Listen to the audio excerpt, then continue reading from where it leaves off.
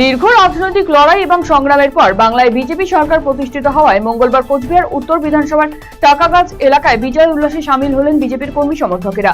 দলীয় পতাকা হাতে একজোট হয়ে আনন্দ উদযাপনে মেতে ওঠেন এলাকার বিজেপি নেতৃত্ব এবং কর্মীরা। উল্লাসে অংশ নেন মহিলারা।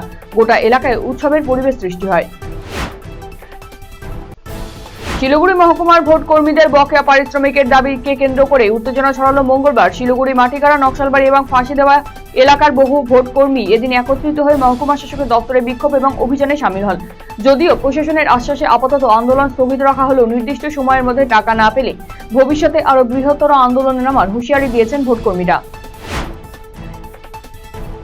সেবক রোড আর্মি ক্যাম্পাস থেকে চুরি হওয়া মোটরসাইকেল উদ্ধারের ঘটনায় বড়সড় সাফল্য পেল ভক্তিনগর থানার পুলিশ। এই চুরির ঘটনায় অভিযুক্ত রাকেশ মিস্ত্রিকে গ্রেফতার করা হয়েছে। ধৃত যুবক খোলাচাঁদ ফাফরি এলাকার বাসিন্দা। ভর সন্ধ্যায় প্রকাশ্যে হামলার শিকার যুবক। ঘটনাকে ঘিরে চাঞ্চল্য মালদার ইংরেজবাজার থানার 1 নম্বর গভর্নমেন্ট কলোনি এলাকায়। কেন তার উপর আচমকা হামলা চালানো হলো তা নিয়ে ধোঁয়াশায় ওই যুবক।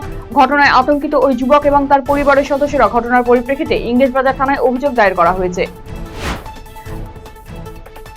মঙ্গলবার গাজর স্টেট জেনারেল হাসপাতাল পরিদর্শন করল স্বাস্থ্য দপ্তরের এক প্রতিনিধি দল। এদিন স্বাস্থ্য আধিকারিকদের ওই দলটি হাসপাতালের বিভিন্ন ওয়ার্ড ঘুরে দেখার পাশাপাশি খালি পড়ে থাকা বিল্ডিং এ তালা ঝুলিয়ে দেওয়া হয়।